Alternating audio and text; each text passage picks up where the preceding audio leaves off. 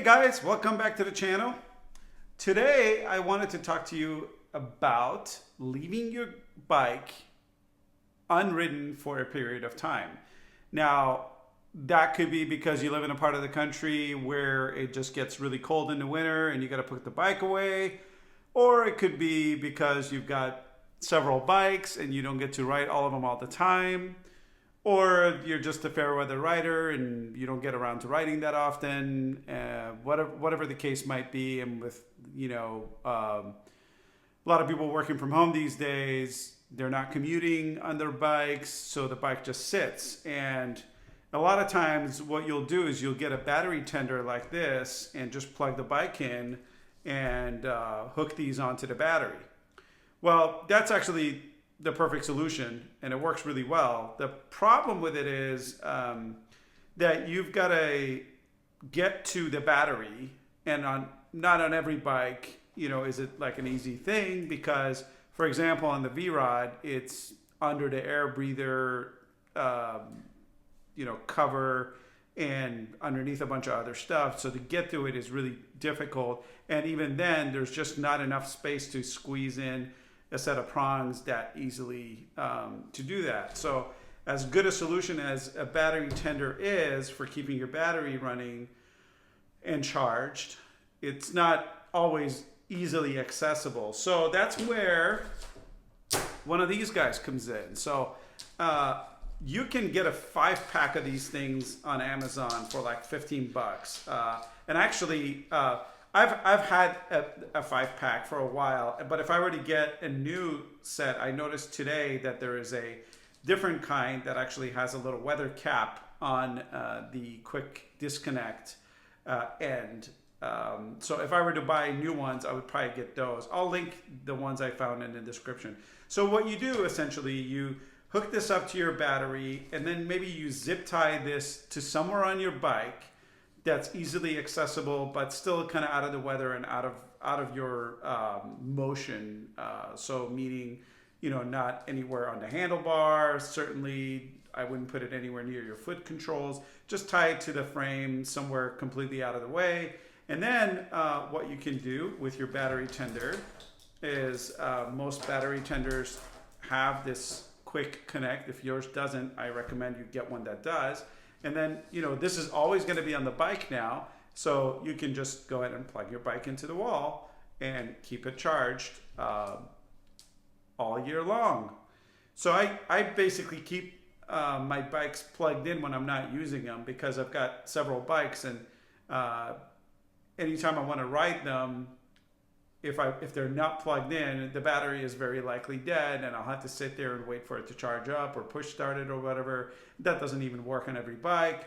So it's just a good idea to have one of these lying around. And like I said, for like $2 or $3 each of these, even if you have $5, you're talking about 15 bucks. And the level of work here is super easy.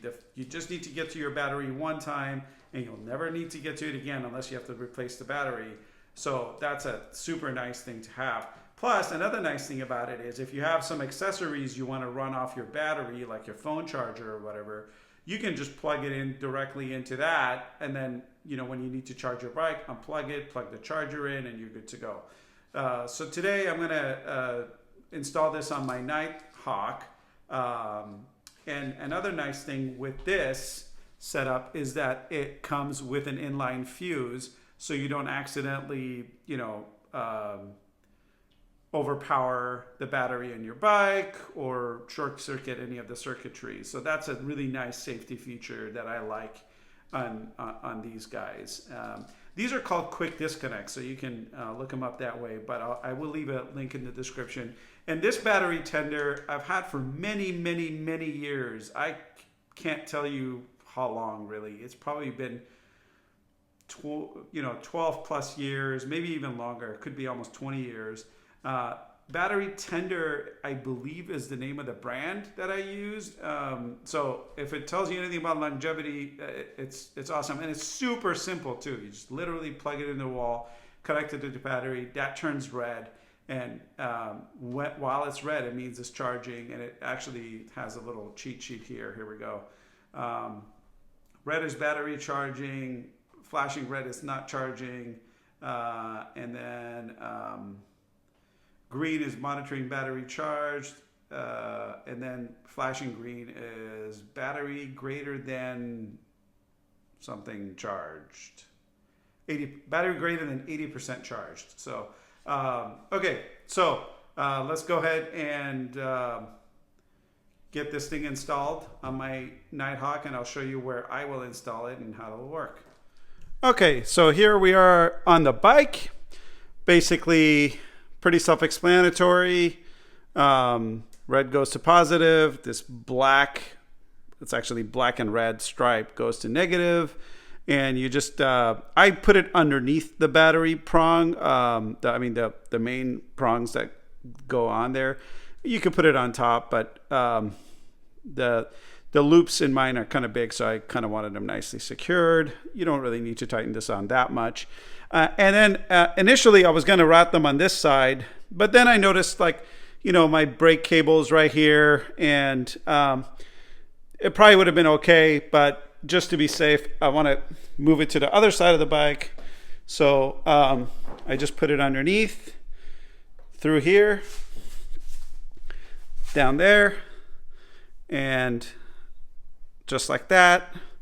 I didn't want to tighten it too much because I like to be able to kind of pull it out and connect this to it. So let's see how that works. Here's my battery tender. Little one-hand action while I hold the camera here. There we go. And it's as easy as that. You can keep the seat on and everything. Obviously, I've taken it off because to show you where everything is. And there it is, charging.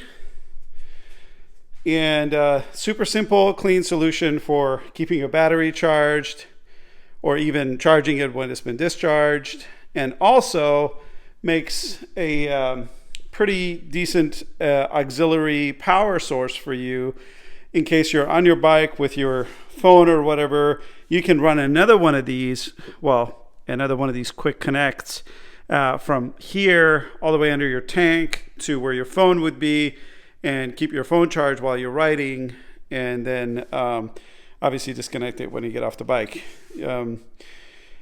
So I hope you enjoyed the video. I'll leave the links in the description for a battery tender and these quick connect cables that I found. Hopefully you enjoyed the video. If you got other ways of doing this, or if you have any comments, I'd like to hear about them. And if you've been doing this for years and it's been working out for you, I'd love to hear about that too. Thanks for watching, guys, and see you in the next one. Don't forget to click that subscribe button.